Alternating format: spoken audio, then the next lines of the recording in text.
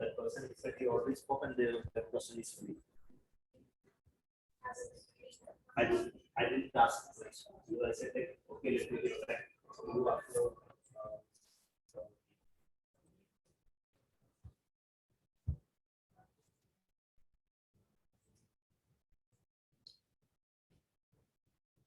Arman. That's tough.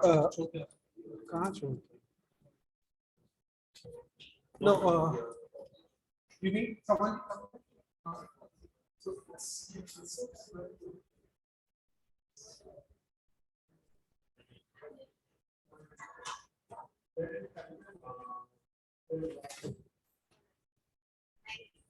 I'm going to check those things.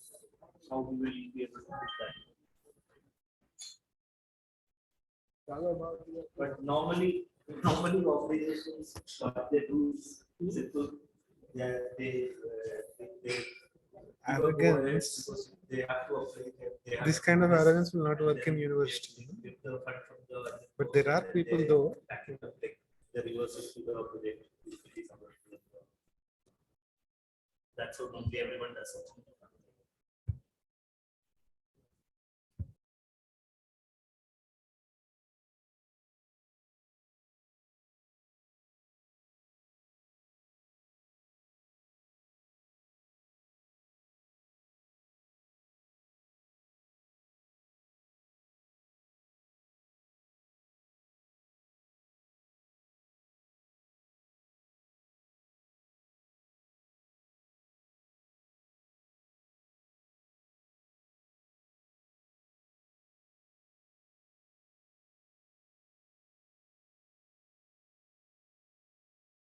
Once whether we can hear or not. Hello friends, finally we are able to start. Can I just check your audio? Yes. Good afternoon, sir. Hi. I'll We ask can't you when hear to you. log in. Yeah. Unmute. Can you please unmute and speak? Yeah, am I audible to you? Hello. We still can't hear you. Okay, am I audible now? Oh, Okay. Hello? Okay. Can I increase the sound here? it was coming to be very loud music. Yes, Are. I think I am unmute. Yes. Lucy, can you try one more time? Hello. Yeah. Okay, fine. I can hear something out here. Is there a mic? Yeah. Can you Deepika, can you try? hear me? Or Erwin. I am Yes. able to hear Tashi. Are you able to hear me? Yeah, I can hear Hello. you. Deepika. Yes, I can hear you. I think they This are big not able to hear. speaker. Yes. I think I can hear you all. Ewan, can you hear me? Hear, like, Yeah. very vaguely. Am I audible? Yes, Yes, you're audible. All right. Yeah, I can hear you as well. The speaker is there. No, it's connected to their own speaker. It was coming abhi we played music. बहुत loud से आ रहा है. But for this one. Okay, just let me see settings. Just hold on a moment. Let me see in the setting we can do.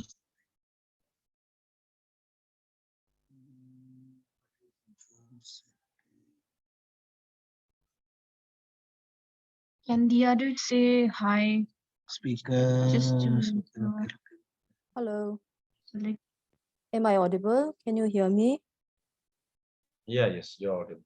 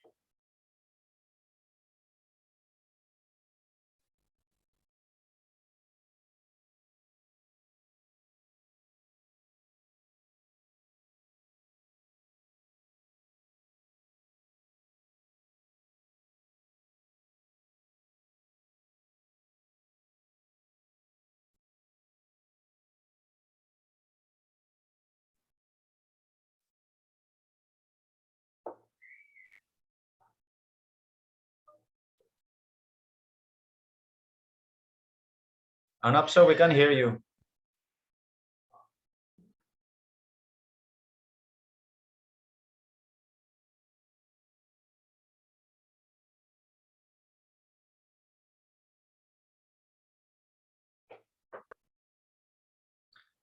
Arnab sir, can you go to the, am I audible, Arnab sir?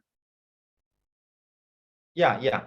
If it is so, then go to the microphone icon, and then there you will find a window book out, and then you will find the number of speakers there.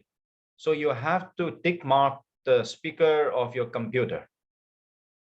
I think it must be some other speaker tick mark over there.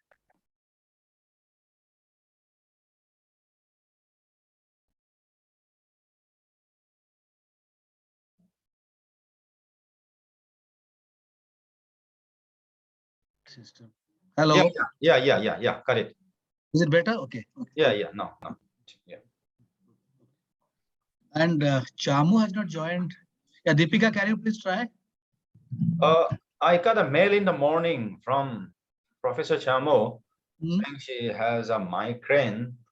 Oh, And so if it doesn't get better, she may not be able to join. Anyway, it will be around okay. 8:30, 9 o'clock in the morning Yeah. in UK. But Okay. anyway, you can try it out. I mean, if she is awake and if she's all right. Okay. Yeah, I think I'll just try to give her a call. Otherwise, Yes. why don't you start a little bit? Then if she's joining, I'll just check.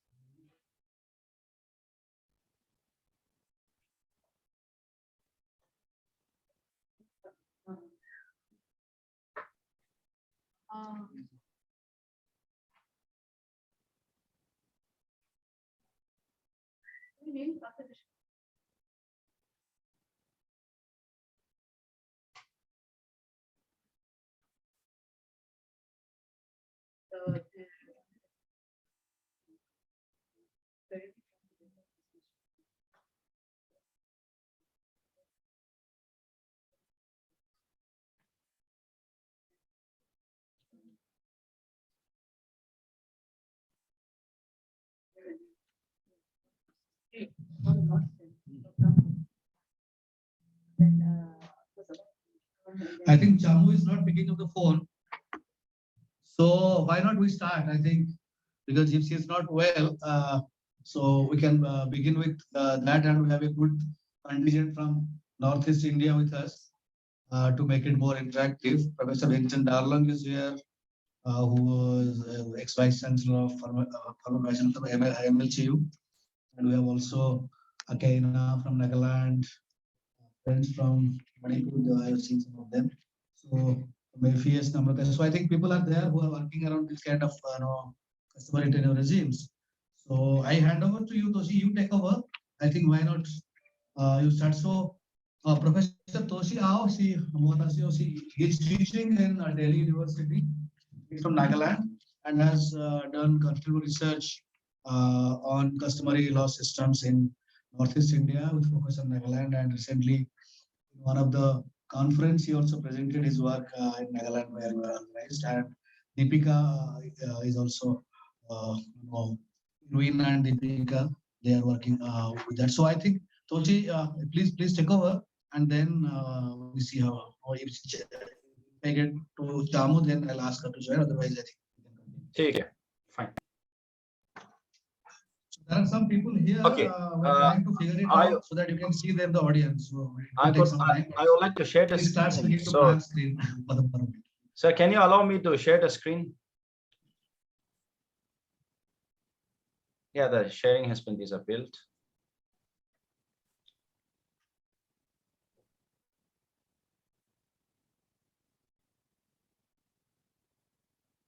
Yeah.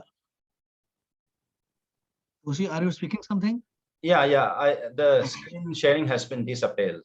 So can you just... Screen sharing. Okay. We just allow screen sharing. Screen sharing to be allowed. No, where is that?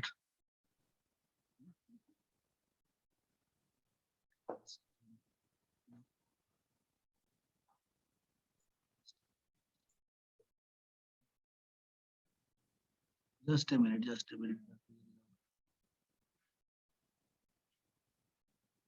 No. No setting. Try one more time. We can make you co-host. Okay. Sorry. We can do it here. We can do it here.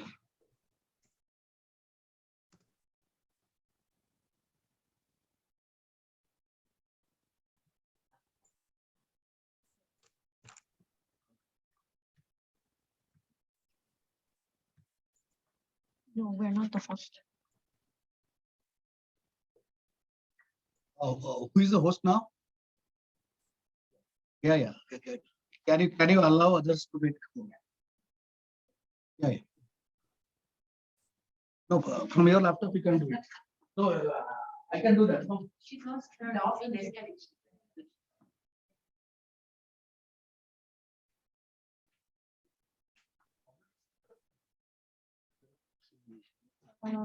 There will be 2 speakers. Right?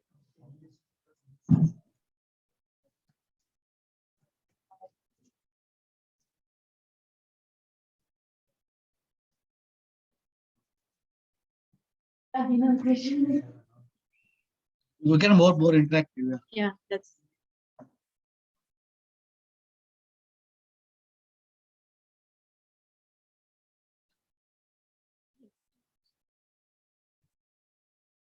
This one, no?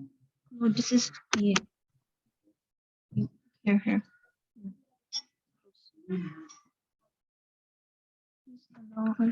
Meeting is being recorded.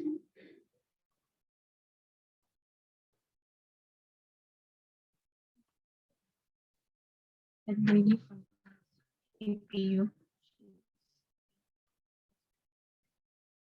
Yes. Okay, good. Now you are getting, no?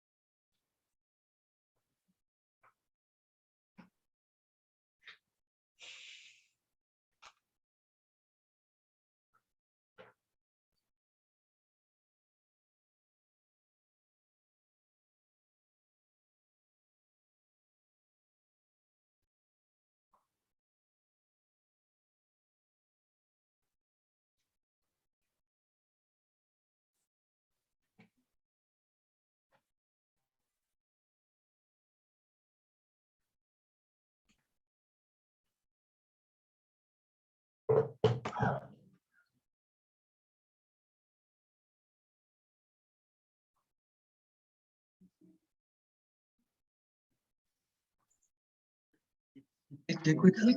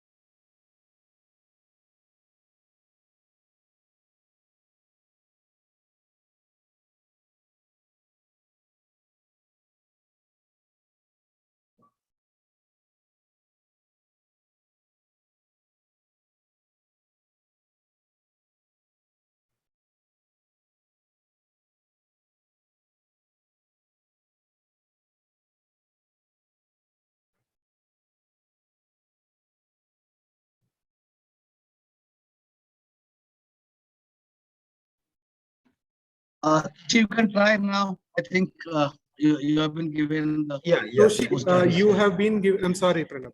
Toshi, you have been given host. You can make Irwin co-host. Take it. I'll just make Irwin right now the co-host. Good. Suddenly everything has started working. Mic is also working.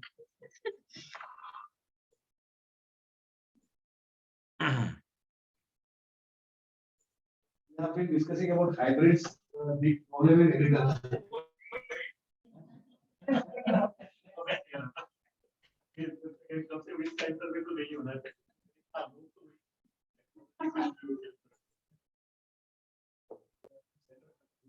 I lost it. They are not. I'm not.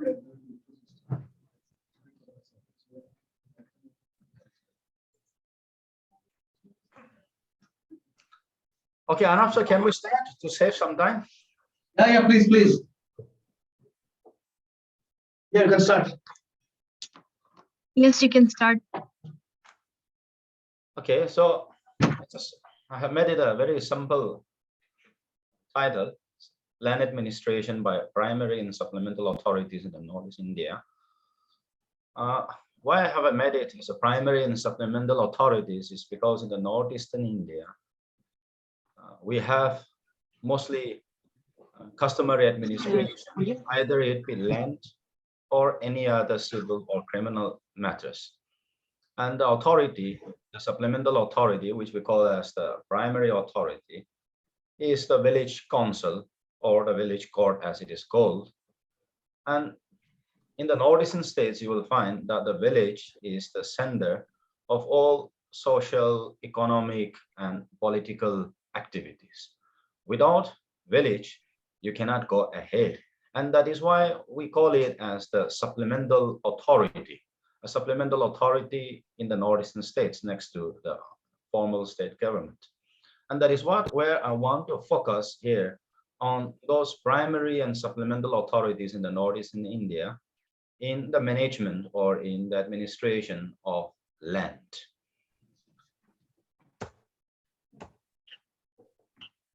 Okay, my slide. Now, if you see the history of legislation in the northeastern states, before the advent of the colonial administration, the administration was run by those traditional village councils, and almost all villages were independent on its own, except in some few kingdoms of the Ahom and the Meitei kingdoms, the rest, and a little part of Tripura. The rest of the northeastern states were independent on its own, which we call as village governments. But after the coming of the colonial administration, things change, and the colonial administration tried to or attempted to legalize, or in other words, to codify customary law. But when we study law, customary law can never be codified. The day you codify customary law, you are inviting a disaster to the society. And that is why in law, we always try to protect the customary law as it is without being codified. But since the colonial administration started, the administrators with a pluralistic ambitions of their imperialistic policy started this legal called known as the legal pluralism. The history goes back from the administration from Fort William by the Lieutenant Governor of Fort William, and that is what I termed is as an administration from Bengal. The second stage is the administration during the commissionership of Assam, and finally, at the dawn of the independence, we have constitutional reforms, the Government of India Act 1935, and that is where I would like to focus today on the background of this particular study. So if you see the administration from Bengal, it started from regulation then of 1822, where the governor, Lieutenant Governor General, was given the power to make any laws for concluding any kind of agreements or treaties with the chiefs and headmen of various tribes in and around the province of the Fort William. And that is what we call it as the non-regulated system, because during that time, there was no separation of the functions of or the organs of the state, and all powers of legislation, administration, and judiciary were concentrated in one officer in a particular area, and that is what we call it as the commissioner, or during that time, it was also the political agents. And that leads to a very different system of administration in the northeastern area. That was followed by Lord Dalhousie's policy of the non-interference in the guise of peace and good government.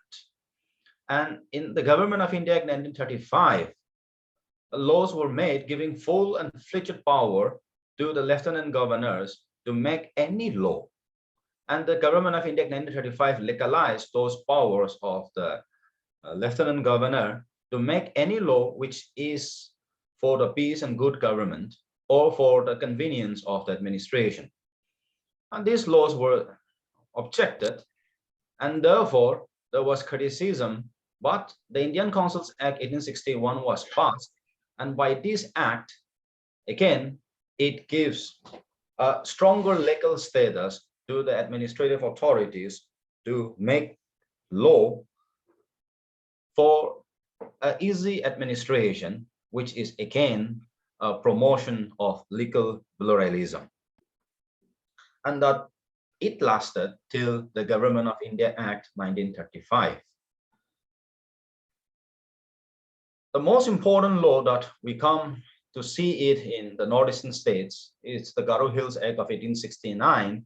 And by this act, the enforcement of the CRPC, CPC, and other technical laws were removed in the Garo Hills district. And this Garo Hills district was later extended with a notification of the Lieutenant Governor General of Bengal to other states in the northeastern states, and thus in most of the northeastern areas you will find that the technical laws were removed. The object of removal of technical laws on one hand, according to the Britishers, is to have access, easy access of administration to the tribal people. But it was a pluralistic policy which has both benefits as well as disadvantages, which can be discussed in detail. But today that is not a subject of land administration, and therefore I would not touch on it.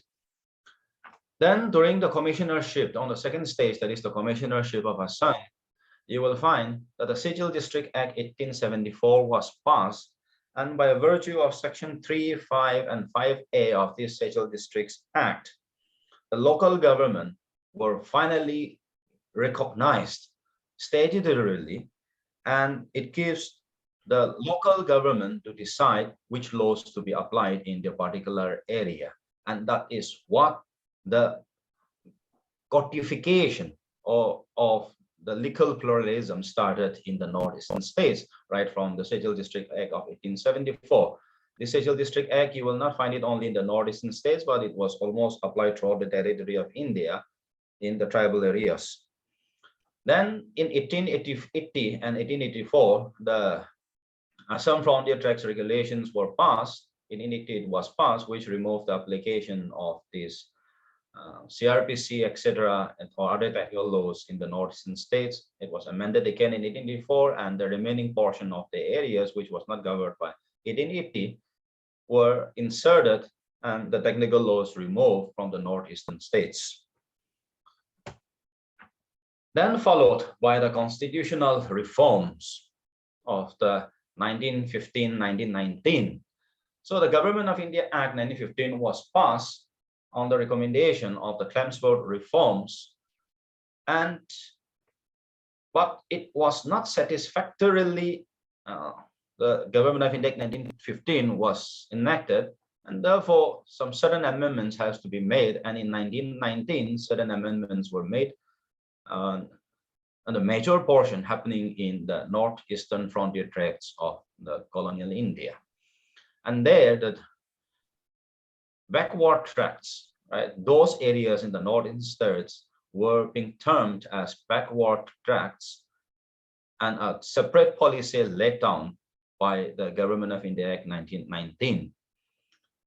Then followed by the Government of India Act 1935, and there were strong debates in the Parliament of the United Kingdom, and some of the members have reported saying that the word backward tracts used for those tribal areas in the northeastern frontier was very insulting and it was very nauseating, and therefore they changed the word backward tracts from the excluded and partially excluded area.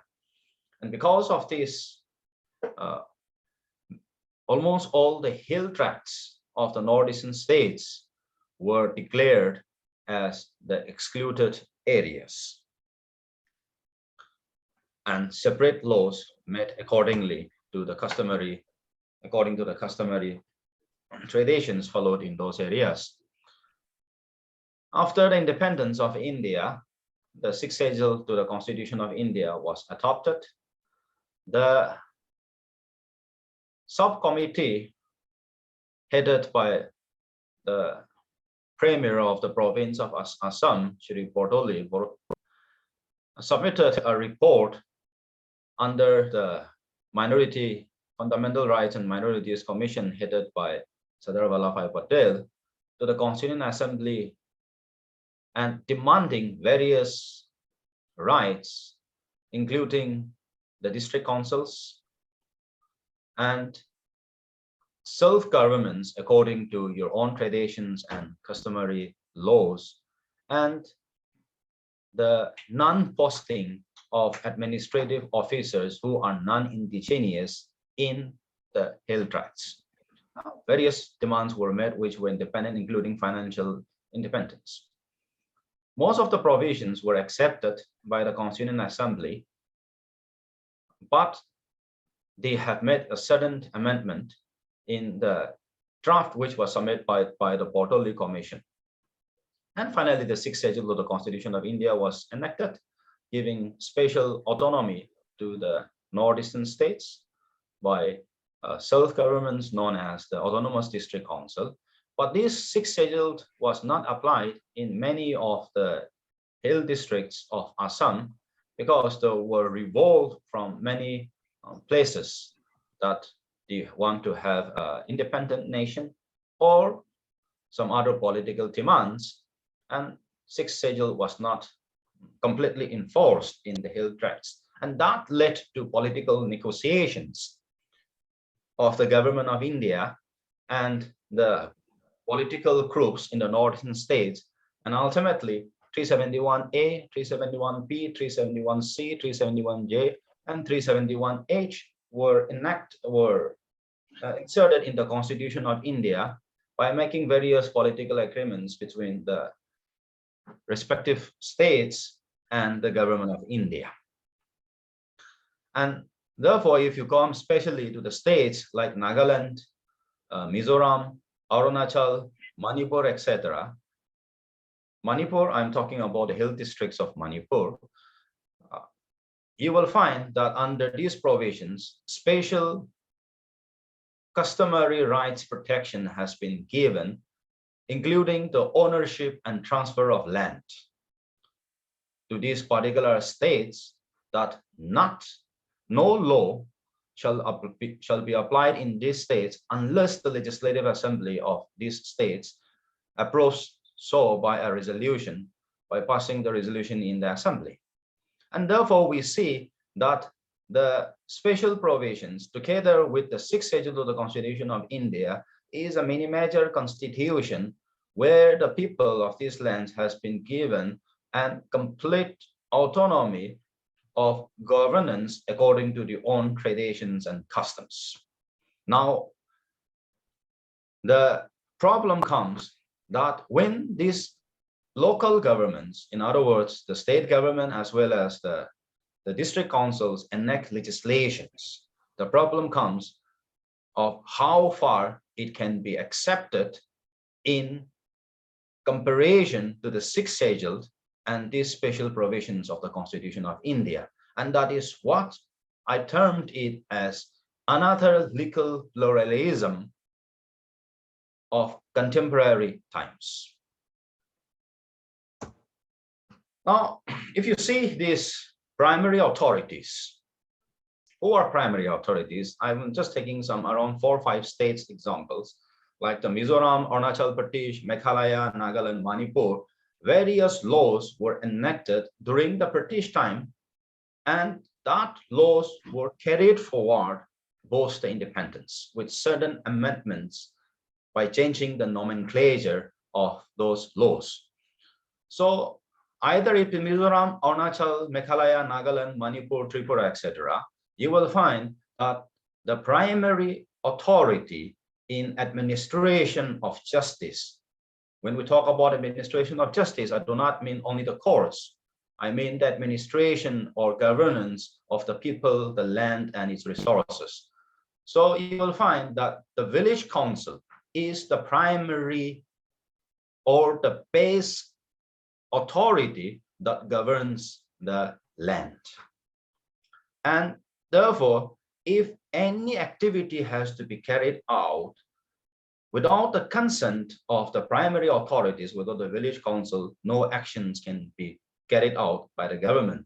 Besides, the lands are owned either by the community or by the individual or by a clan. And therefore, the government does not have any authority over the land, and therefore they have to seek a permission by paying some kind of a compensation to the primary authorities. And therefore, the primary authority, the village councils, can be considered as the most crucial institution in enacting any kind of policies by the government or passing any kind of legislation. There are some certain recent legislations which are being passed by the various northeastern state governments, and I will say that these legislations has been passed in pursuance of the Look East policy, and as well as the international trade relations between Burma, India, etc. And that is one policy of the government that promotes the states to enact this legislation. But before I go into this legislation, you will find that the first legislation which was applied uniformly throughout the territory of the Northeast Frontier Tracts, the erstwhile Northeastern Frontier Tracts, was the Assam Land Revenue Regulation of 1886. This Assam Land Revenue Regulation, 1886, if you go into section 14 of this act, the provincial government was given the power to make laws for the allotment of chum cultivation. In other words, I call it as a shifting cultivation. But the provincial government was not able to pass any laws or make any rules under this regulation regarding the governance of those chum lands in the northeastern areas. And therefore, all the hilly tracts of these northeastern frontier tracts were left unadministered by the Assam Land Revenue Regulation. And therefore, without any regulation, customary law was applied according with the respective customs of the village. Then in 1981, the Assam Forest Regulation was passed. And here the government tried to change the ownership right of the tribals by laying down that chum cultivation is not a right, but it is only a privilege. Now that started the infringement on the customary and traditional right of the tribals. That was followed by the Balibara, Tirap, Satya Frontier Tracts Chumland Regulation, the Naga Hills Chumland Regulation of 1947, which was later changed by the state government in 1970. And this Chumland Regulation was passed in order to give some kind of customary right protection, which was a further improvement of the Assam Forest Regulation. And here the law recognized that chum cultivation is a customary right of the tribal people, but it does not include a permanent cultivation or a terrace cultivation or a garden or a horticulture, etc. And therefore, it was restricted. The rights of customary right of chum cultivation was restricted to a certain extent. And why am I focusing here on the chum cultivation? It's because most of the northeastern states in the hilly tracts are all chumlands. You will hardly find a small portion of permanent cultivation. The rest of the areas are chumlands. Now that was the history, the colonial history of how the colonial administrators tried to take away the customary right of chum cultivation, but later at the dawn of independence, some certain rights were given subject to some limitations. But now, after the coming of the liberalization of economy, in other words, the LPG, after the coming of the LPG, the government has been trying to change the land ownership rights, the land policies, etc., in the northeastern states. And that has led to the enactment of a series of land policies in so many states under different names. As for example, if you see the Arunachal Pradesh Land Settlement and Records Rules of 2012 as amended in 2018, right? And if you see this, till the 2012, it was important, it was an accepted law. But after the amendment in 2018, it has been subjected to certain criticisms because it allows to lease land to another person for a period of 33 years, which can be extended to another 33 years. Unfortunately, this amendment fails to define the allotee or the other person to whom the land is leased. So the question is that the protection that has been given by the administration of justice, 1947, the rules for administration of justice and police in the state of Arunachal Pradesh, etc., where it will conflict with that law. And where is the constitutional protection of the people of Arunachal Pradesh regarding their customary ownership of land and transfer? So that policy or that law as amended in 2018 has changed the status of ownership of the tribal land owners, and in the time to come, it will completely change. Now coming to the Manipur land use policy of 2014, or you can say the Mizoram Land Revenue Act of 2013 and the Mizoram Land Revenue Rules of 2013 are completely, I will call it as a monoculture law that promotes capitalist ideologies. Now, according to the 2014 report in the Hindu, right, in a span of one decade, about 17,500 hectares of land, of forest land, has been deforested in Mizoram because of this Mizoram Land Revenue Act 2013, which we call it as the new Mizoram Land Use Policy. Because these laws, either it be in Mizoram or in the state of Manipur, it promotes monocultures. And it totally neglects or it totally undermines the traditional rights of those tribals who have been surviving and who has been promoting the reforestation by chum cultivation. Because chum cultivation, the forest recovers naturally in its own way.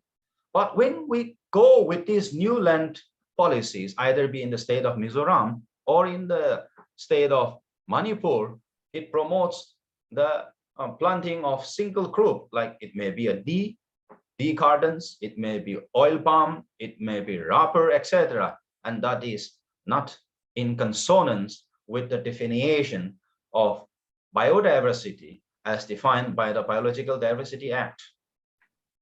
And therefore, it does not only conflict with the customary rights which has been given to the tribals in the northeastern states, but it also conflicts with the environmental law, right? Which we have to study further. Now, coming back to the state of Nagaland, you can find it that, sometimes back, the Sarvasai Act, despite strong opposition by the people, including the bar associations of the state of Nagaland, the state government enacted the Sarvasai Act, and it was extended to Nagaland. And that is a serious issue. Now, by allowing the banks to accept leasing out of the tribal lands, obviously the access that the tribal lands cannot be alienated in favor of a non-tribal. It can be transferred only from a tribal to tribal. But that law in the days to come will change. And the constitutional protection or any other international law's protection will become frustrated. Similarly, the Real Estate Regulation and Development Act of 2016 is a central enactment. The central government has been pressurizing the states like Arunachal Pradesh, Nagaland, Meghalaya, Sikkim, and all to enforce or to enact this act in the model that are followed in the states like Maharashtra or in UP. And that is what will completely negate the tradition or the constitutional protections.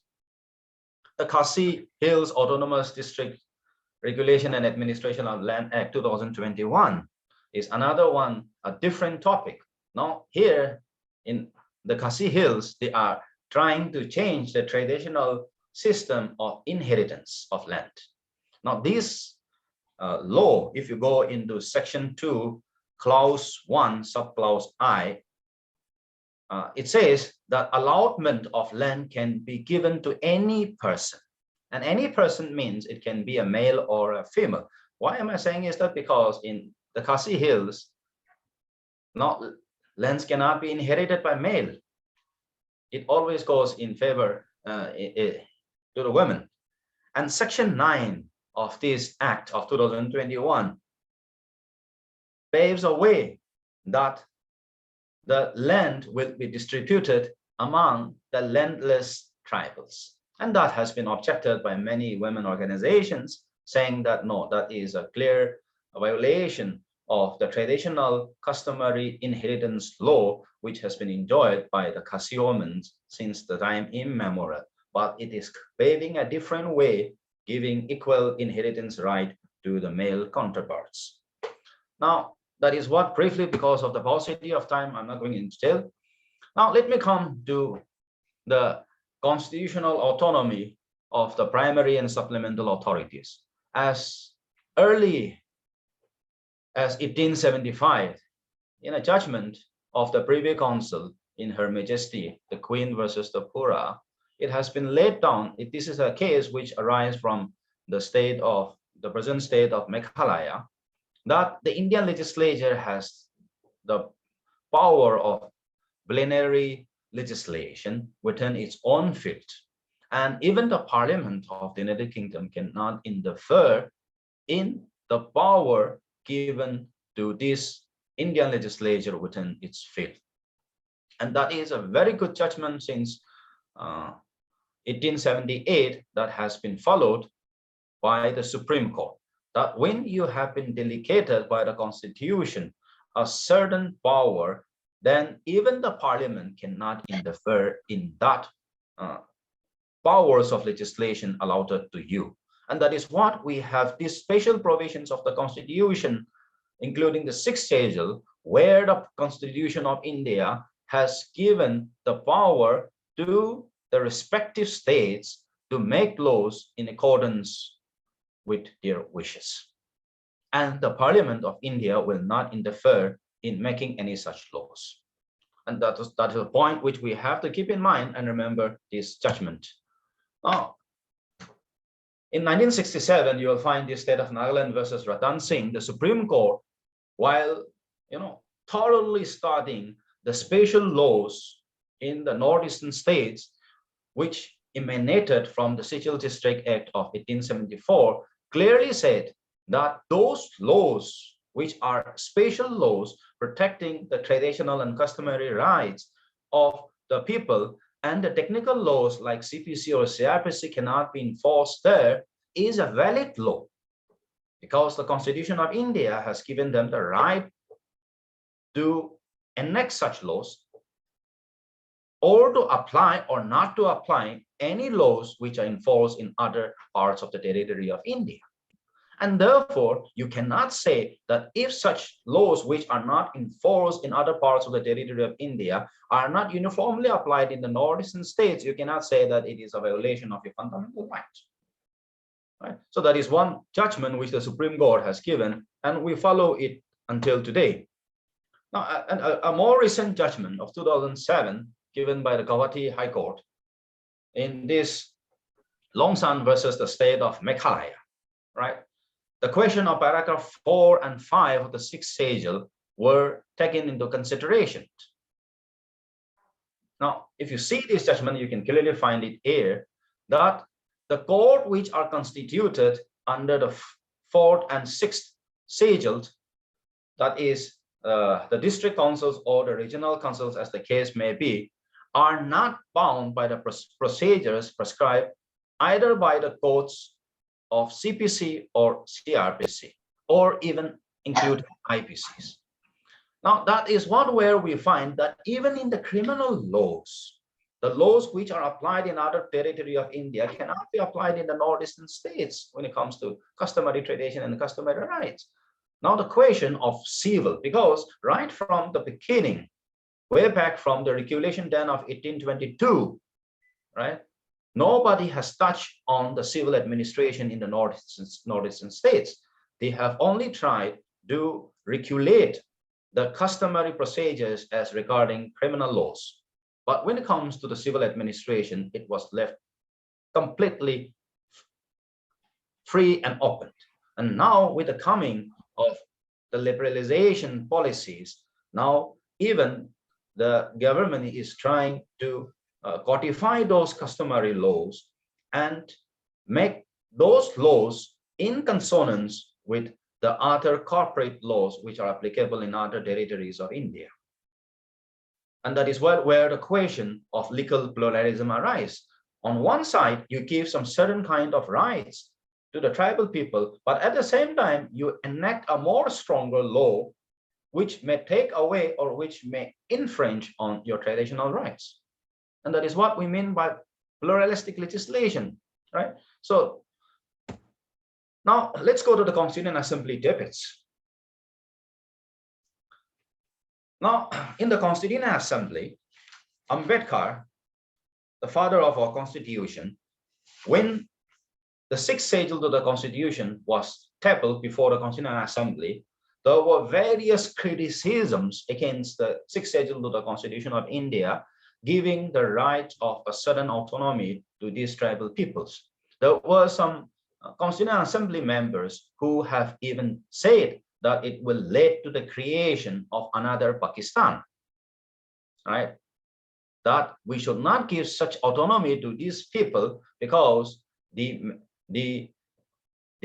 may amount to creation of another state of Pakistan, and because this state has not been assimilated with the main Indian nation, and therefore there was no feeling of a strong brotherhood or a sisterhood among them. And therefore there were a lot of criticisms. But Ambedkar has a vision, right?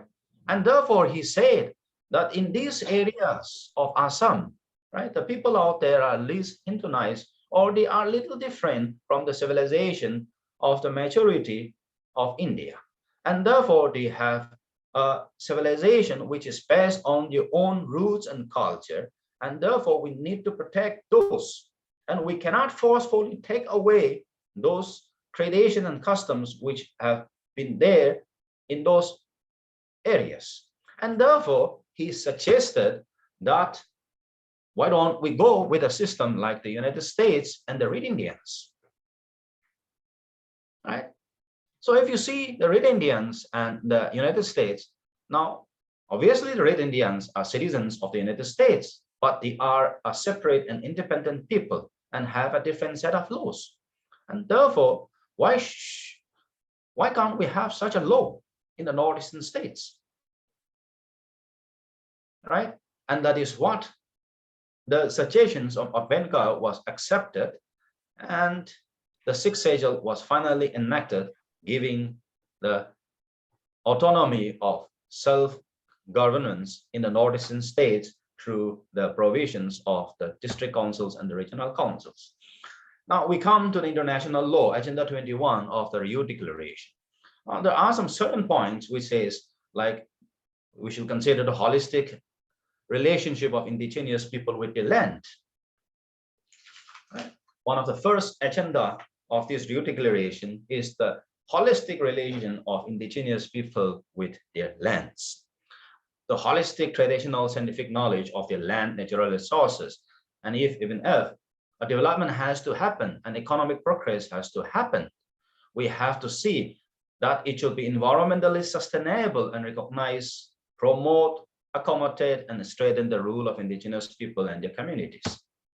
Also, we have the involvement of those local communities in the policy making or capacity building. And that is what the international law, as well as the Constitution of India, gives a total protection of the traditional rights, traditional values, the traditional ownership and transfer of lands to the tribal people. But if you go back and see this recent legislations, we have not done away with the colonial policy. In fact, we have improvised the colonial policies of legal pluralism in order to promote the corporate ideologies, in order to promote the corporate imperialistic policies. Now, I will term it as the corporate imperialistic policies. And that is where we find that the traditional customary law has been codified and takes away the right of those tribals, the customary rights, by making certain indirect laws which takes away or which minimizes their traditional rights by passing those laws by the states, and which are still, obviously, these laws are still not being challenged in the court of law, and therefore we have yet to see the outcome. But I believe that if we challenge it in the court of law, I think it will be totally ultra vires the special constitutional provisions which are being enacted as a result of a political agreement between the people and the government of India. And therefore, unless you do away with the special provisions of those constitutional special provisions, the laws which we have just seen cannot legally or constitutionally sustain. And therefore, I would like to conclude that these new laws may qualify the existing corporate development or infrastructural industrial development, but it pave a way for the capitalist impatience. And therefore, in the long run, it may alienate the traditional rights of the tribal people, and thereby it will frustrate the vision of the framer of the Constitution of India and the declared agendas of Agenda 21 of the Rio Declaration. And the best examples which we can see is happening in the African nations and down in the Southern American subcontinent, of how the tribal's rights, the tribal environment, the tribal land has been taken away by the corporates, and they have been forced now to migrate. And I can see the future of the northeastern states in the coming few decades. Yes, thank you so much.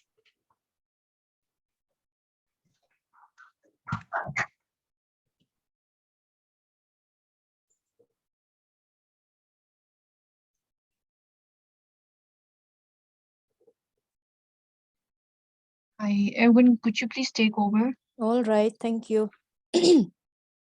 I hope I'm audible. Thank you so much, Toshi. Yes. And on the other hand, I think he has given us a very well studied and in-depth study of what was, and where we are now. On the other hand, let me just share my screen. I will be doing, just a minute.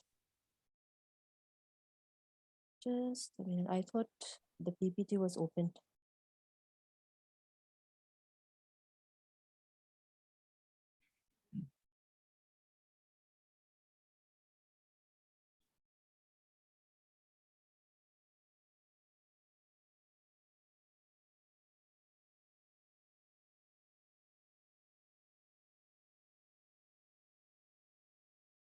All right. So I am going to be sharing on the role of the community and customary law in the management of land and natural resources in Northeast India. But my presentation is going to be limited. Yes? Am I audible? Yes, Yes. we can hear you. Go Okay, ahead. right. Yeah, so since we are talking about legal pluralism as has been explained already by Toshi also, I am going to take it a little deeper because I'm going to look into the community as such, and what are the practices that we are looking at in the community, which is so important, which serves as a meaning to where we are right now. Because unless and until we understand how these customary practices and how the community plays a role in this, we will not be able to draw the conclusion as to whether legal pluralism is a good thing or whether it is a bad thing. But first and foremost, my presentation is not going to be on whether it is good or whether it is bad. But what I intend to do through my presentation, however, is I want us to understand what legal pluralism is and why the legal pluralism exists. So when we talk about the society as such, and when we talk about the customary rights, why we have customary rights has been fully and very nicely explained by my colleagues. So I'm not going to go into the history of what happened pre-independence and what is going on post-independence as far as policies and laws concerned with all of these areas, land and resources are concerned. But I am going to deal particularly with why these rights and these traditions that we are looking at now. Right in front of us, we have what customary rights means. And this is a source that I've taken from the UN Red Plus, where they have defined it as customary rights to land and resources refers to certain patterns of long-standing community land and resource usage in accordance with indigenous peoples and local communities' customary laws, values, customs, and traditions, including what are called seasonal or cyclical use, rather than formal legal title to land and resources that are issued by the state. So these rights that we are dealing with, as we have heard, the people who are from the Northeast, we all know that we all are under the legal pluralism regime. Many of the laws that we have in existence are existing because of the protection that has been granted to us. And unless and until we are able to understand why it exists, we will never be able to understand why we are existing there as a people as well. Why I'm saying this is because the society we live in composes of fully functional, what we call diversified individuals. And the rules and customs that we are born with is a part of who we are. So the idea of what we call is legal justice, it would totally fail if the law becomes homogeneous and in nature, and if the power holders who are assuming authority believe that the homogeneous law would be collectively fit and best for all of us. And for a long time, when we talk about the rationalization of society's organization through state laws, it was focused entirely on uniformity and universality. So we have a set pattern of laws, which was deemed to be modern, and pluralism was allegedly interpreted as a primitive idea. So when that law, the legal pluralism that we are talking about, according to modern laws, it was held to be very primitive. But let me just say that legal pluralism, it helps in understanding the culturally diverse realities of what we call is our human existence. And therefore, interpreting the plural nature of law is more necessary than what we call is an intercultural comparison of traditions. So we must be able to interpret what legal pluralism is. And since we have already heard about what are the laws because of which there exists legal pluralism, I am going to be focusing on what is the role of the community and the community participation when we talk about the management of these resources. So basically, I'm already establishing that legal pluralism, through this legal pluralism and through the practices of the traditions that exist in the northeastern states, there is a way of managing these resources wherein ultimately, since we are looking at the agendas of the UN, we are talking about climate change or different sustainable development goals that we are speaking at. These are the ways we can achieve them, because it is through the ways that these traditional communities have been managing their resources that we will also be able to achieve the sustainable development that we are talking about. However, if we are to talk about whether they are existing, whether they still exist or not, we cannot come to the conclusion unless and until, because we don't have a proper documentation of how the management of these resources took place. But till date, if we look at examples of several states in the Northeast, for example, if you're talking about, let's say, Arunachal Pradesh, or several, many small states which are there in Nagaland, there are still many practices that are being maintained by the people. Now, even in terms of what we call why do we say that the management of the resources by these people are being done in a sustainable manner is because they had certain rights with respect to hunting. They had certain rights with respect to their need-based rights that we call. They had what they were called resource needs. They also had what was called livelihood security needs. Now, while managing their natural resources, they were able to access it in a manner not only for their personal bona fide requirement, but through access it only for their personal bona fide requirement, they were in turn protecting these natural resources. And how they were doing this is because in the past, and even today, in many parts of Northeast India, what we see is that there was this practice of maintaining what was called sacred groves. Now, these sacred groves were there in states like Mizoram, Arunachal, Nagaland, everywhere it's there, and Meghalaya especially. And the sacred groves basically were considered to be those places where the deities resided. And the people in the community were not allowed to throw rubbish, or rather, because you were considering them as sacred spaces for your deities. And since they were sacred spaces for your deities, you were required to maintain it. And on the other hand, what it was actually providing was, it was actually providing what was called the watershed conservation, which is now a means of how that protection to the sacred groves is now being implemented by some governments as well in the Northeast area. Then we have another place where we are talking about why you're managing these resources. Not only are you protecting the soil, not only are you giving these resources that you have, like the water and the canal management, everything was being maintained by the way that they have been able to clearly use it only for a requirement which would meet their requisite needs. The Arunachalis, for example, if you look at the Apatanis who celebrate the Mloka festival. Now, every year what happens is that they do a customary rite wherein they require the paw of a monkey. Now, a village will go out, and then the community, basically what the community does is, the community will entirely from that village will go out on hunting, and they will not hunt for all the monkeys. They are just going to hunt one monkey, and they will kill that monkey, and they will use the paw for the religious or the customary use that they require in celebrating that festival. Then the Adi tribes, for example, we have heard of the Arunachalis, where we know that the Adis are very respected of the tiger, who they consider as their brother. And in Arunachal Pradesh, if you even accidentally kill a tiger in many of the tribal, the rural areas, till date, it accompanies a rigorous penance.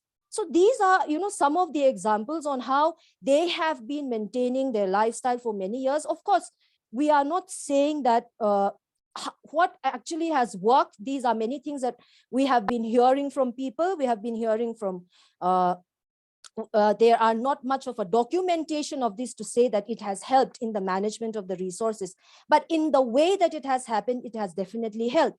Then if you are looking at, let's say, the Jamtia tribe of Tripura, where you have these reserve forests, where you are using the forest only for the purpose of the village safety and the village security.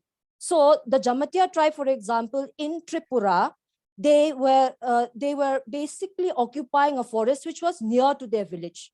Now, it was nearest to their village, and how they used to use the forest was ultimately they used to collect non-timber forest produce. They used to use a part of it to put up a shelter, but the forest became their resource.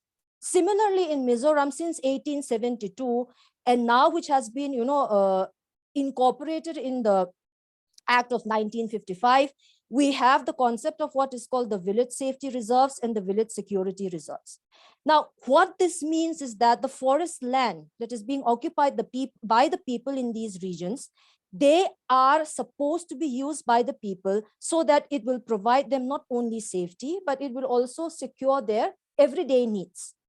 And then you also have the jhum cultivation, which we were talking about. Jhum is a part of the Northeast states, and it has continuously been there. And even today, when we have just looked at all the policies that my friend has just mentioned about, he has been clearly talking about these practices, how it is being monopolized right now. And I agree with him to an extent, because what has happened with the jhum cultivation is that primarily, if you're talking about, I'm just looking at two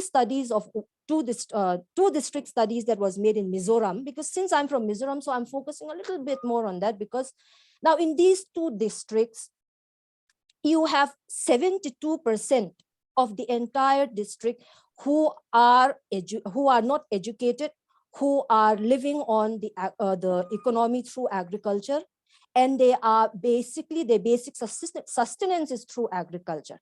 Then 13% of the educated people that they have are only meagerly 13%, and they are the ones who are out in the cities, migrating in the cities, and have government jobs. But the rest, when you're talking about this district, you have like 70% above who are farmers, who are sustaining themselves through these forests and these natural resources. Now the question of why this particular state in Mizoram, why I'm looking at the role of the community, is because all the resources that belonged in the Northeast region were basically governed by the village council, and there was a lot of community participation. Now, after we are talking about these formal laws being enacted in our state in India, the question is, why are we imposing these formal laws in the states where the entire existence of the people, their culture, their tradition itself is so different? And why are we not documenting the laws where we can find certain similarities that exist with the existing statutory laws, and how much better the village council or the existing judiciary courts in the form of customary courts which are in these areas? Why it's because we will find that the experience not only of the people, but of the people who have studied it, have come to see that it is so much more easier, it is so much more better, and it does not take time at all. And the community, in order to allow for the community to participate, we must have policies that includes them.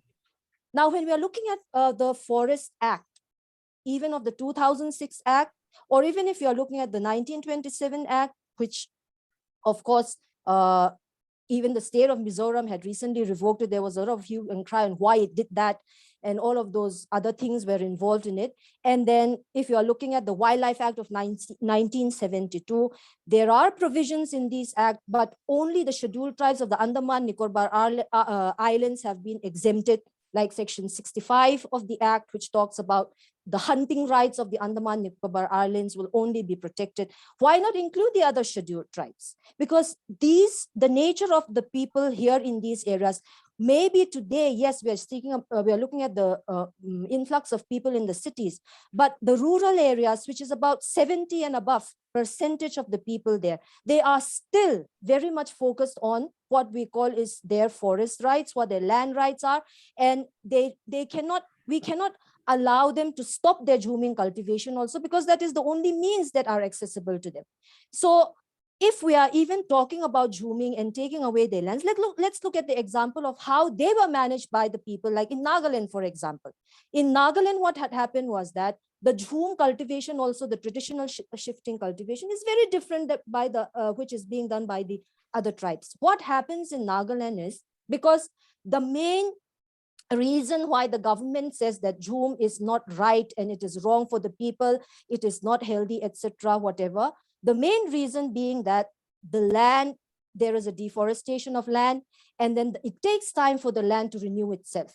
Now, what happens in Nagaland is that when you're talking about this traditional jhum cultivation, the elder trees, which we call alder trees, which are in the forest, which have been given for the jhum, the elder trees are cut and they are pollarded.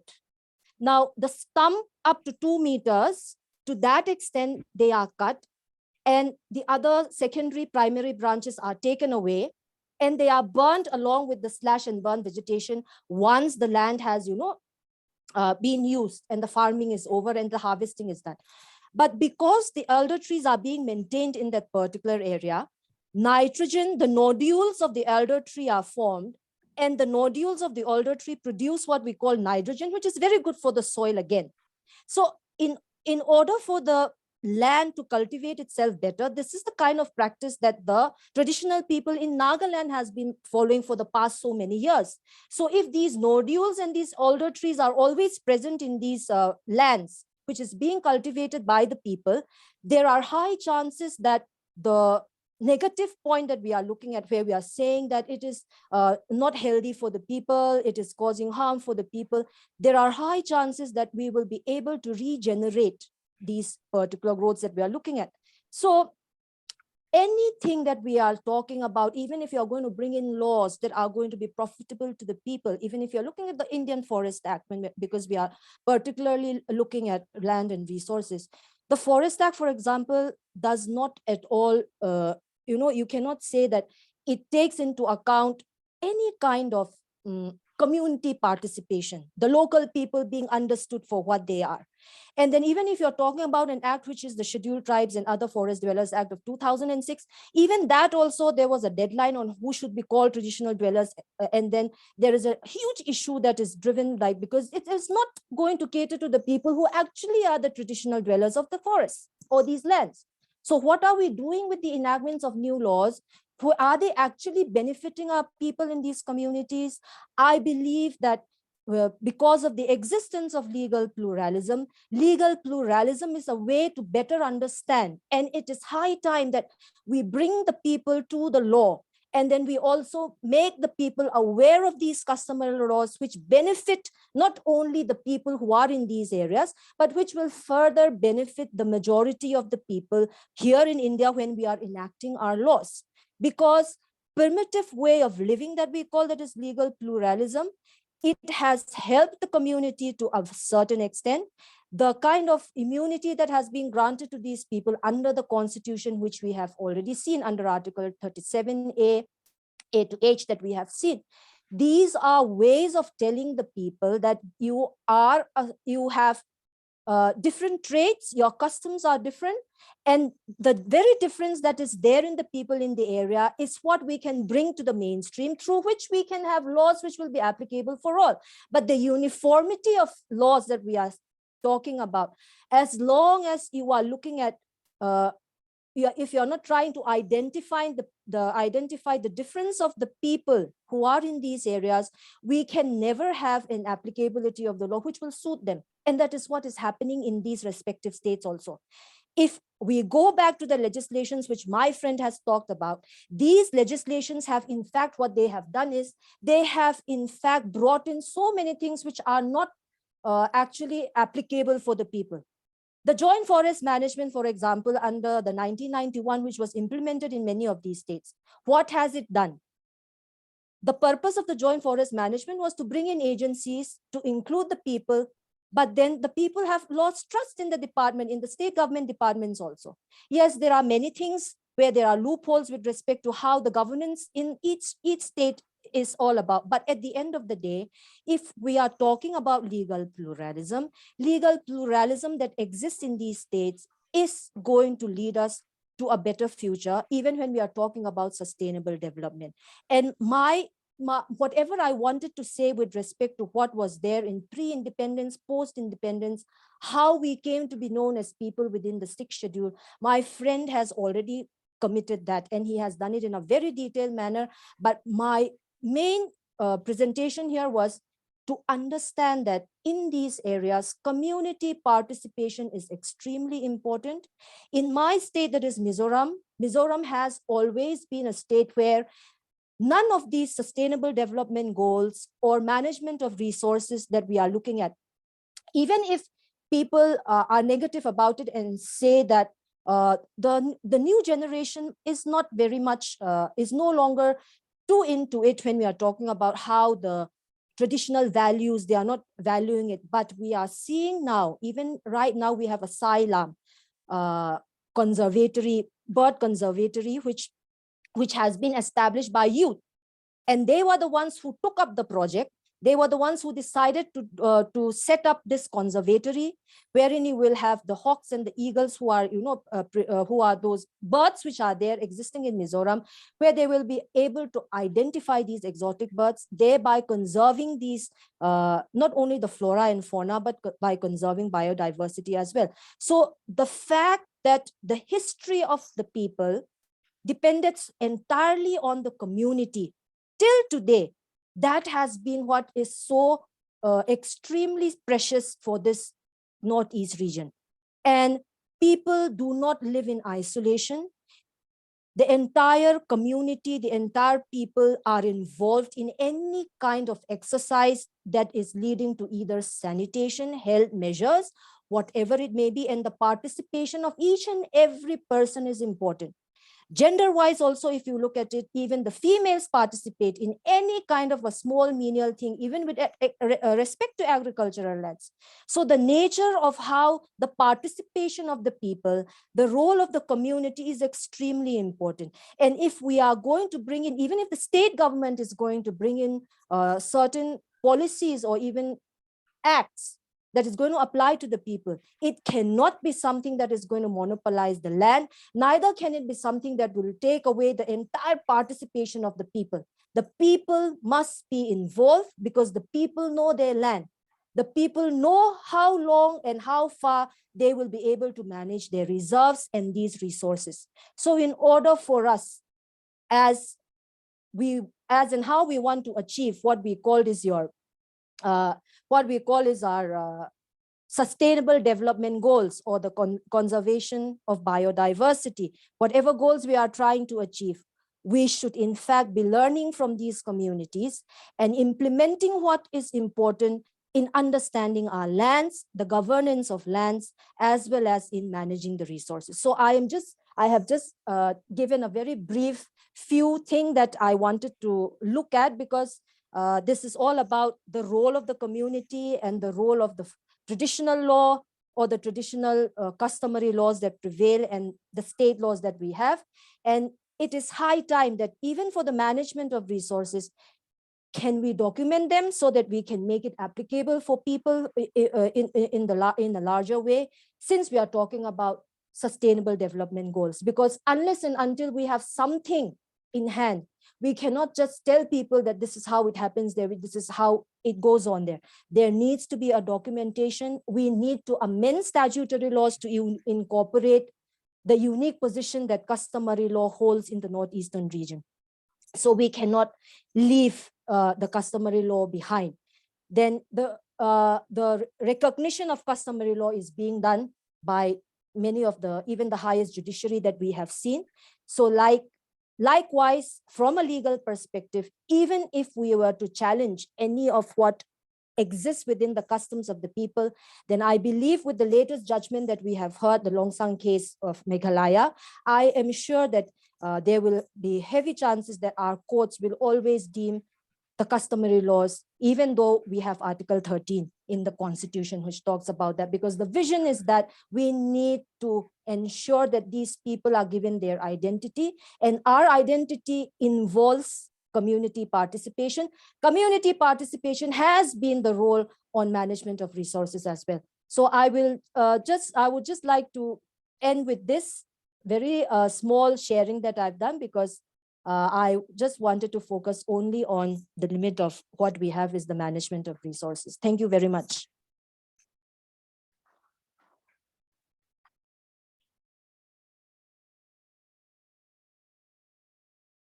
I think Deepika has a question, or has she just raised the No, I hand? just virtually clapped. Okay, thank you. Great presentations. Okay, yeah.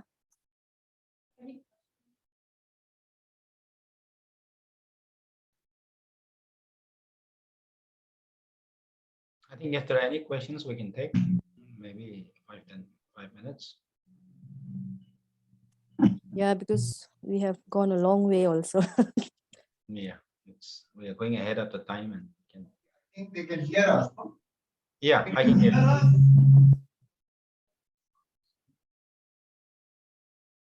Are we audible? Yes, audible, sir. Okay. Well, thank you very much. It was very, very interesting, presentation and discourse. We have been really educated, in relation to pluralism of law in the context of Northeast India. I would like to be a little bit more educated in terms of two small thoughts, especially from Dr. Au. You did mention about Zoom Regulation Act of Nagaland, Tirap, Sadia of Arunachal Pradesh. We also have Garo Hills 1, Mikir Hills, Poi area, and all of these things. In fact, the first Zoom regulation was in 1891 of Shiret Zoom Regulation Act, which is perhaps still applicable in Kachar area of Assam.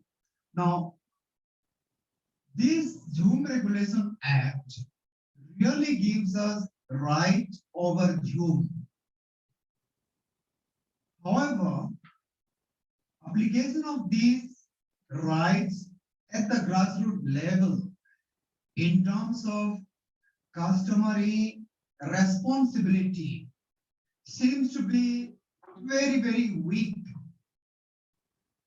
Zoom Regulation Act, while giving us rights, it also restricts us in so many ways, where we can do Zoom, where we cannot do Zoom, fire issues, Zoom cycle issues, all of these, the responsibility has been given to the communities themselves.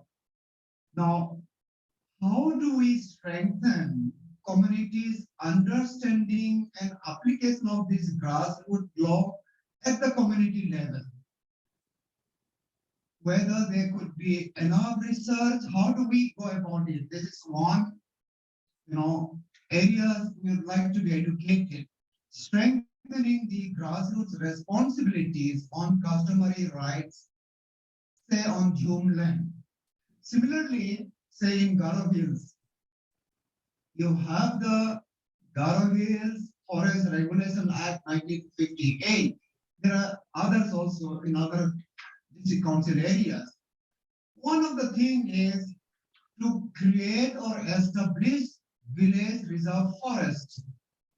But even after 50 years of the legislations or more, we hardly have a few number of reserve forests, village reserve forests being created under the Act. Again, this is the challenge of, grassroots responsibility in applying these grassroots legislations. This is one area. Second area, you did mention about the Mizoram land use policy. I think no dispute that this is an act that is in conflict with Environmental Act and Biodiversity Act. On the other hand, the proponent of the act says that the purpose, the underlying principle of this act was actually to preserve the biodiversity. By that, what they mean is actually restricting the area where the land use policy can be applied so that 2 hectares per family is given only in certain areas and not everywhere else. By that, you restrict the use of land in certain areas that will also support the families in terms of income, but save the remaining areas where this act will not be applied but will be conserved. This is a kind of dichotomy application in the field. I don't know how it is, but this is the intention. How do we strengthen this kind of dichotomy of legislations, its application in the field? Who is responsible for this? Government or the communities? I think these are the 2 areas that we would like a little bit more discourse from your side based on your empirical data from the villages or whatever it is. Thank you very much. Otherwise, it was very, very interesting. Can I also just I also just wanted to, it's a little in line to what Dr. Vincent is saying, but it's on the other side again. See, example, I've come to Parent District, and now what happened is that the Parent District land owners, which is protected by the traditional law, are selling huge amount of land because there's nobody to ask question, not to sell or to sell. And they are protected. So now how can we protect the grassroots or the community and the women, from displacement? Because these are not displaced by government, these are not displaced by a mega project. These are displaced because of selling of huge land. So now many of these people are migrating to places like Dimapur and Kohima and struggling to have their own livelihood. So in that sense, our traditional law, which is protected by Article 371A, is definitely being helpful.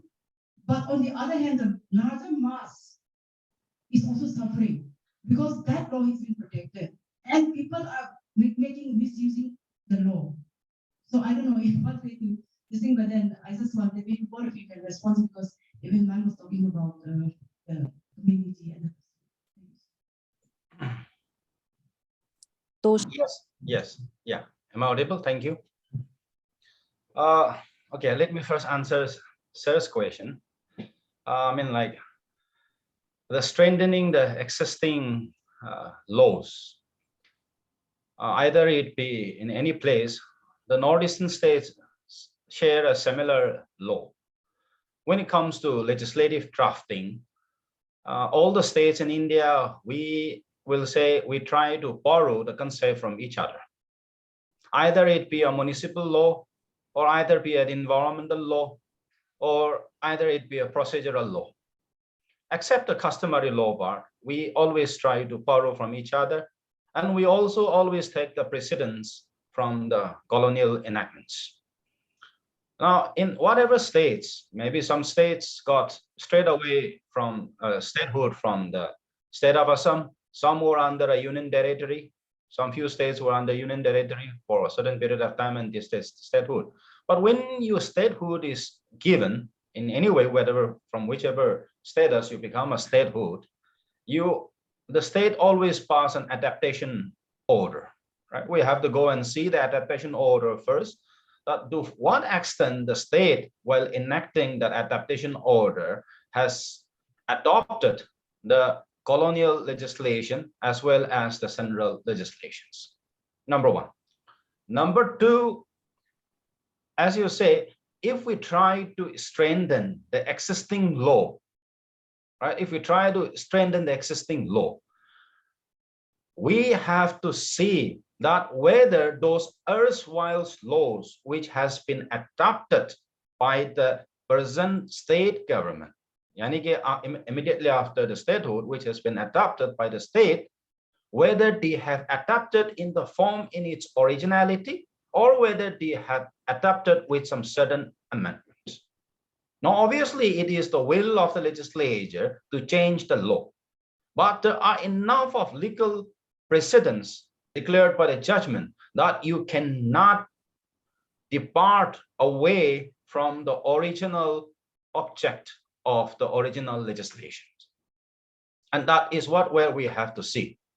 And that is where the legal pluralism arises, because some of the legislations in its originality may not be in consonance or may not be in conformity with environmental principles and traditional values.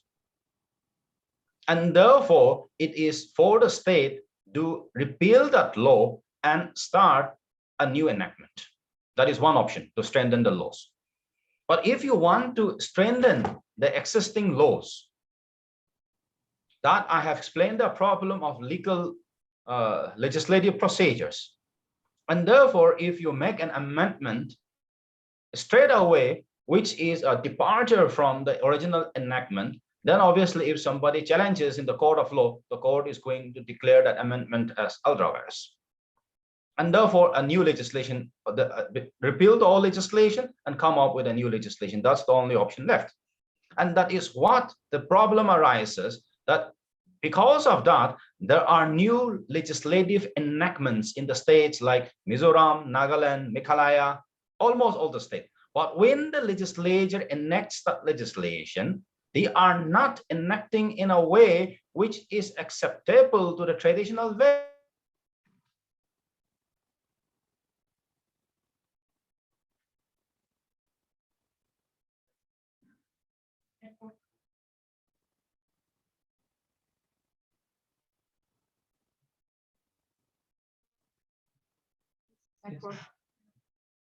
Not to accept such a law, because we have been given by the Constitution to make a law which is in conformity with our customary traditions, not with any economic or corporate ideologies, traditional customary rights.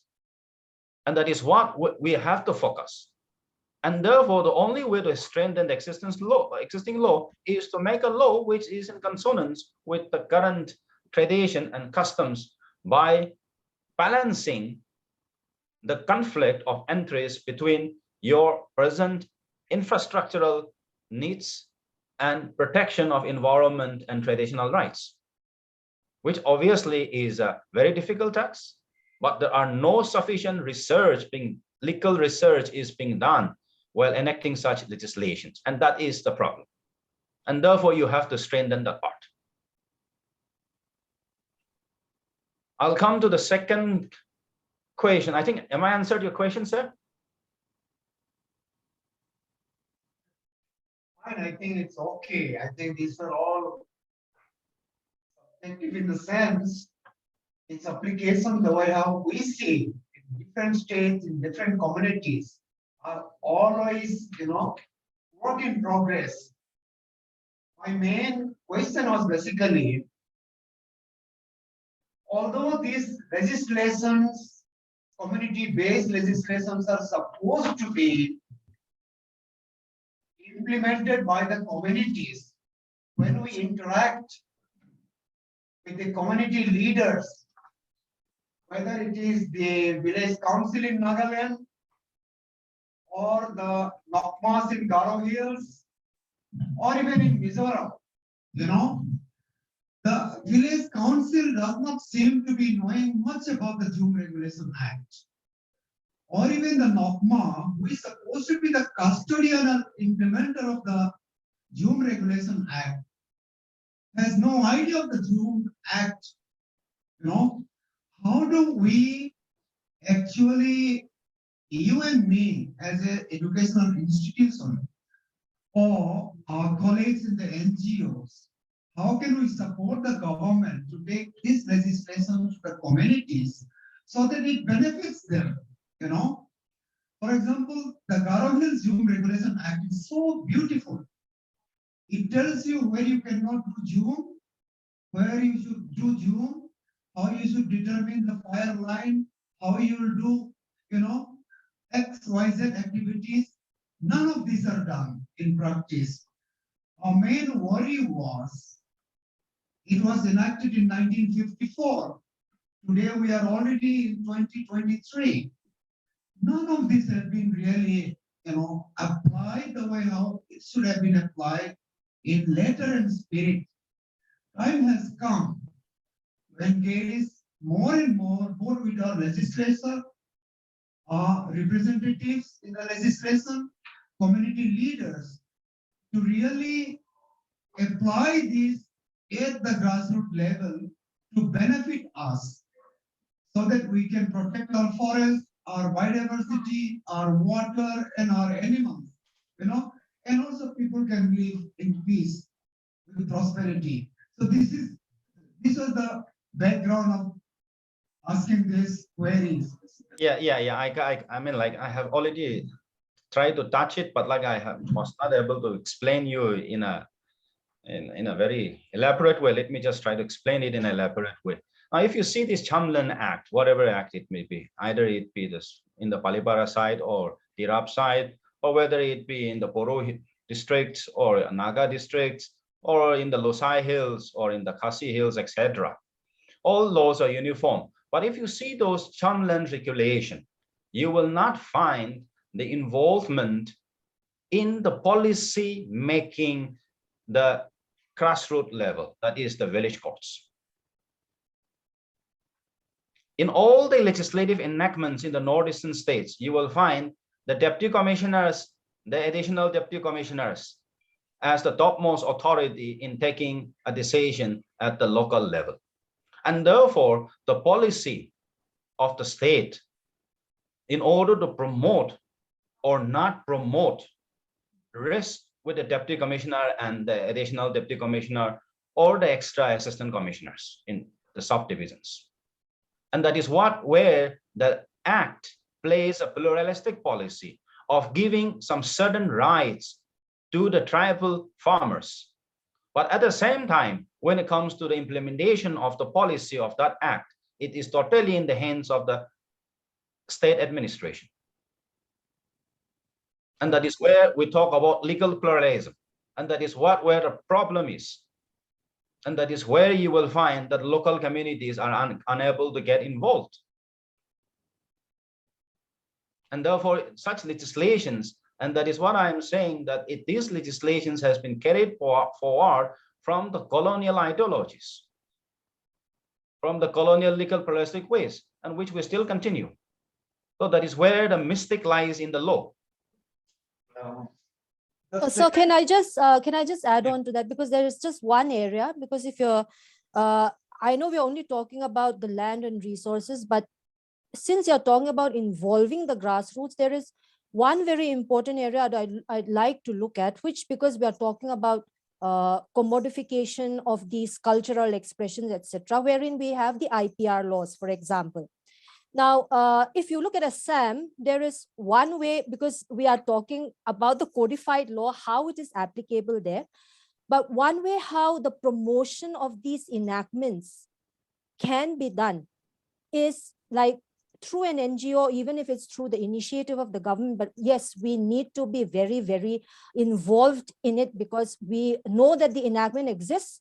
But we also know that on the other hand, the community is not able to have access to it. So how do we bridge the gap that exists now between the people and the act that is in place? And that is the duty of the ones who know the law or who are involved in the process of it. So as leaders, who, even if it's an NGO or even if it's someone who's a civil society, now the exercise is that in Meghalaya, an act which has been there for so many years, if it has not been implemented today, the whole reason is because the people are not actively involved in the management of their resources. Now, why is that? That is because of the place where we are ourselves are in a way a little to blame, because we must be able to recognize that we have these traditional rights. How are we supposed to protect them, and how are we supposed to allow the law to apply for us, even though it is at the executive level? But at the end of the day, if the civil society is strong enough, if the civil society proposes that it must be taken to the grassroots, then there is always a means of bringing it to the people who will actually be benefited for this. So that is why, as a people in the community, in our area, we as the people must be actively involved internally. We cannot just now from the outside just say that, okay, this is what the law is, but where are we? And in our small ways, when we are participating, this is one way.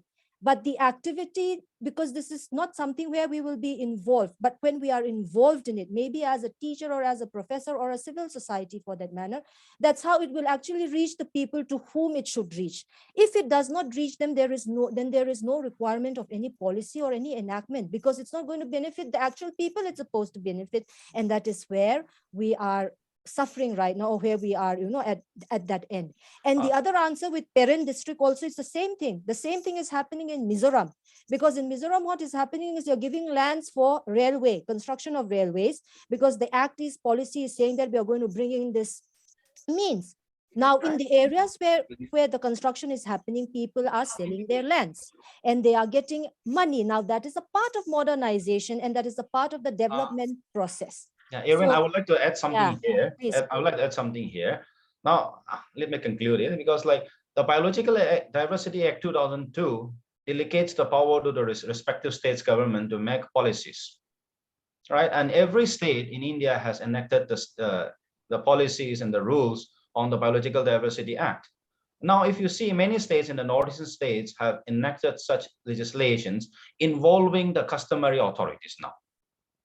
Involving the customary authorities. And that is the policy where NGOs or maybe an activist can use those policies and then reach to the grassroots and educate them. That is one. But the question is that how far it will be implemented. That is the only thing. But right now, under the biological diversity rules, which are being enacted by the respective states, the customary authorities are being directly involved in the decision making. And therefore, if that is implemented, I think that will solve all the problem. Regarding the parent district, which ma'am has just discussed, right? If you go into the Nagaland Chomland Act, Section 4 prohibits transfer of land from one community to another community, right? Without the sanction of the deputy commissioner, and it should be recommended by the concerned tribal council. Now, whether it be Nagaland or any other states, that procedure is not followed. We just straight go to that land revenue office and get your land licenses expatatan. And therefore, the Charming Act is not actually applied. And many people are not aware of it. And that is the reason it is happening. Because if you go and read Section 4 of the Chomland Act, whether it be Nagaland or any other states, the Chomland clearly says that no Chomland can be transferred from one community to another community without obtaining the consent of the deputy commissioner on the recommendation of the concerned village council or the tribal council. Excellent. Dr. Namte, I think you also mentioned about the village safety and reserve forest in Mizoram, along with the land use policy. I think sir. one of the challenges had been that because this was a very beautiful, legislations, village safety and reserve forest, both for firewood, water, and construction materials. Right. But in practice, what happened was they were not well demarcated, Yes. in many places. So when population started growing, many of those areas are encroached upon. I think this was one of the challenges. I think we need lots of research in this. Very much, sir, very much. This The is other an one area. was, maybe you can also help us to understand this new land use policy.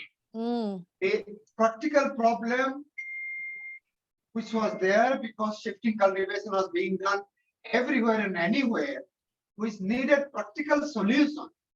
So the proponent of the legislation says that this was in response to the practical needs or practical problem, Now, as we said, these are in conflict with both environmental and biodiversity law, but its application in the field where you restrict the application of the land use in certain areas suitable for agriculture and horticulture, and the remaining area kept as reserve forest or things.